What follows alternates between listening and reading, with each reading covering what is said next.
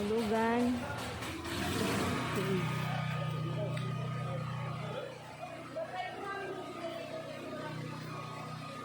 Magiging cave guide po ninyo. Okay, kasama ninyo sa loob ng cave at meron din po tayong mga kasama pang iba. Nandun sa likod, yung mga tail guide or light guide namin. Wala akong nakita Si sa Nanay likod. Alma, si Nanay Lucy, si Ate Rosemary at si Nanay Alma pa rin. Ayun, nandun sa loob. Dalawang Alma po sila. Kasi di kami pwedeng pumasok sa loob pag wala kaming assistant guide or tail guide sa likod. Sweeper, kumbaga. Sila yung nakatingin sa likod kung sino yung pasaway. Sila yung mag-heads up. Yung Sohoton, pero hindi specific kung saan banda ka sa Sohoton pupunta talaga. Kasi yung kabuuan yung Sohoton. Maraming cave. Yes, sir. Maski dyan sa nadaanan ninyo, maraming cave. Siguro may napansin. Ito yung pinakasikat. Ha? Ito yung pinakasikat. Yes, ito lang yung open to public namin na cave.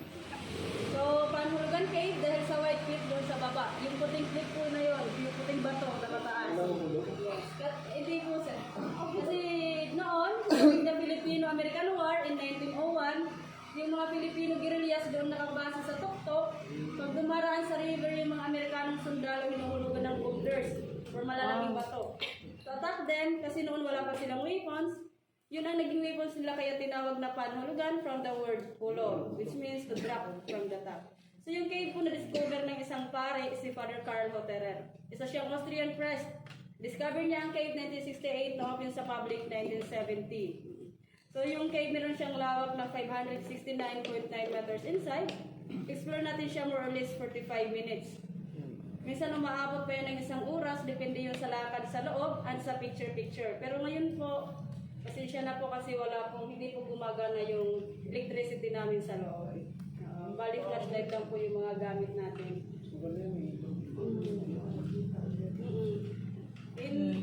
Hindi po, maski yung generator namin, gumagana yung generator pero hindi nakakapag-supply ng kuryente papunta dito sa loob ng cave. Hindi namin alam kung ano yung problema niya.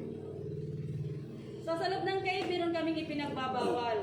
Bawal humawak sa kahit anong uri ng bato or limestones. Kasi yung kamay po natin is may acidic tayo dahil sa pinakain or ina-apply sa katawan, halimbawa na lang po yung alcohol. So pag hinawakan natin yun, nagtuturn into brown, continuous touching na mamatay. Kaya preserve namin siya para at least sa susunod na henerasyon, abutan pa ng mga apo or anak natin. Slide din mo.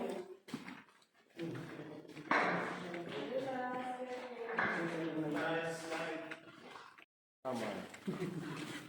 With the book. Dito pa. Dito. Caramel. Choco. Gili choco. Panda, may nga star. Kaba may junior star. Junior senior. Yung Gili.